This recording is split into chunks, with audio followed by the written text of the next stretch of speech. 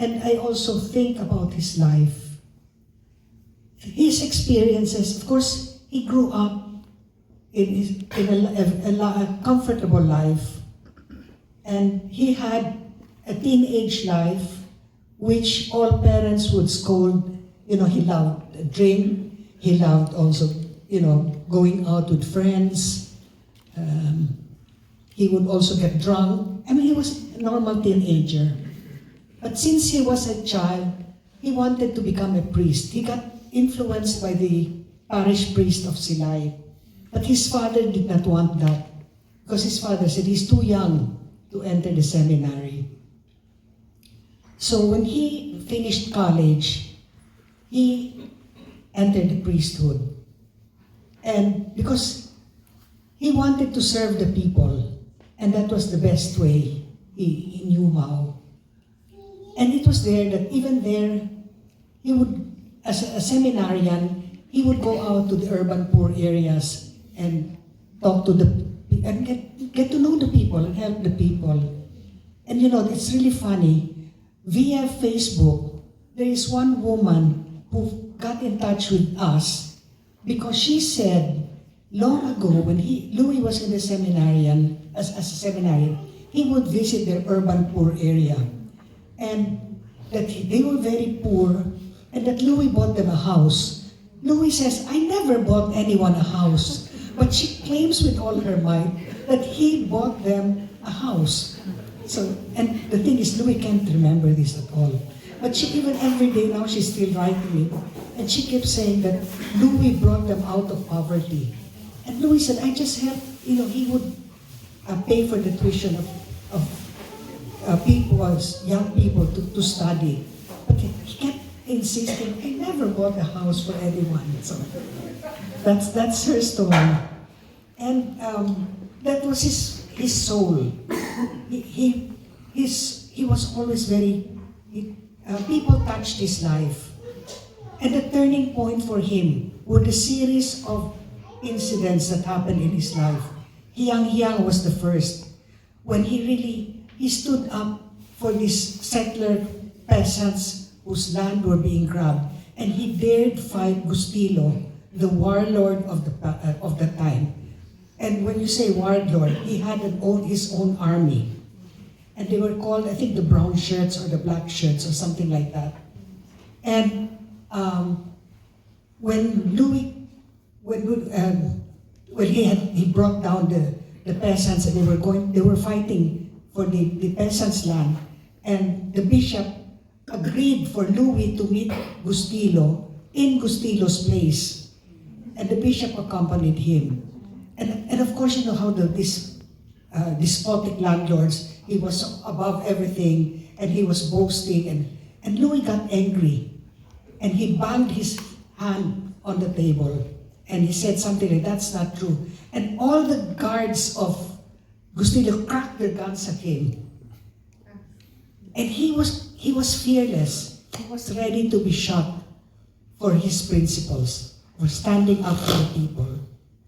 The next was the Bais strike. These were the Hacienda workers in Bais Negros Oriental. And the sugar workers were just working for minimum wage. One of them died, and the haciendero just threw a blanket and said, okay, bury your man there. And then a baby died, and the haciendero also again threw a box and said, you can bury your child there. And this irritated and really enraged the sugar workers, so they went on strike. And one thing led to another. Anyway, Louis went there from Bacolod, which is in Negros Occidental. He went there to support them. And at the time he went there, the security guards, there was something happened, and the security guards started firing at them, and they had to run. And Louis tells the story that as he ran, one of his shoes fell off. And he ran back to get his shoes, and he said, that shows how petty bourgeois I am, that I had to have my shoes, even if it meant that he could get killed. And then that night he brought he was able to get a vehicle, and he was able to drive the wounded to the hospital. That also made a very deep impression on him. And then the victorious milling strike of the workers, the factory, the mill workers. Victorious milling was known to be the best sugar milling, that treated their workers the best. And yet they went on strike. And the other hacienderos would say to Louis, why are you helping them? They're the best. When you go to the other sugar centrals, the situation is worse. But these were workers who went on strike. And he continued helping them. And one of his occasions was to tell the other religious and priests, to support the striking workers. So he decided to have a concelebrated mass. And the bishop told him not to do it. And when you're a priest, you have to obey the bishop. And so that night before, they were discussing until late in the morning. And many of the priests said, we can't do it, we cannot disobey the bishop. And others said, we will do it. So at a certain point, Louis said he needed his sleep. So he said, you make your decisions. I'm going to say Mass. And then he wrote a note to the bishop and slipped it under the door of the bishop and said, I'm sorry, but I'm going to concelebrate Mass. And he told the other priests, it's up to you. 13 priests concelebrated Mass with him. And he, in the process of what he did in helping the oppressed, he politicalized the religious and the sisters and priests in the diocese of, or not, in the island of Negros. So I was assigned to Bacolod in 1970, I think it was. Anyway, so he would organize discussion groups with us, where we were going, how could we help the people, where were the people at. And from these discussions, we started to form the Christians for National Liberation. We thought then, let's form an organization. Let's call it, I forgot the name. And in Manila, the religious were also doing the same thing. And they would come and they would say, yes, we're forming an organization and we're going to call it Christians for National Liberation. So we said, that's nice, let's all form Christians for National Liberation.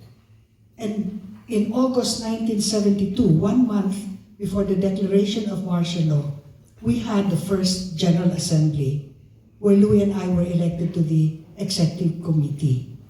So that's how it began. And after he just started it because he was faced with the problems. And later, as it was said today, the young activists discussed with him the Philippine society and revolution. And for him, that was the answer. This was why there were so many problems. And the answer to all this was revolution, to be a national democrat. And once he took that step, he never turned back. He never wavered. And he always made his decisions in favor of the revolution. And maybe I can also tell you this. He preferred to work with workers and peasants. He found doing proto-diplomatic work, actually he felt he wasn't capable. He actually felt others were more capable. But then he was given the task to do that. And so he did it to the best of his ability. And even being the chief negotiator, he would have preferred to organize workers, to continue organizing the Filipinos. But that was his work. And he did it 110%. And I will miss Louis. I think everyone else will miss Louis. But I think what is important is we continue what we have been doing. And that's what he would want. Thank you.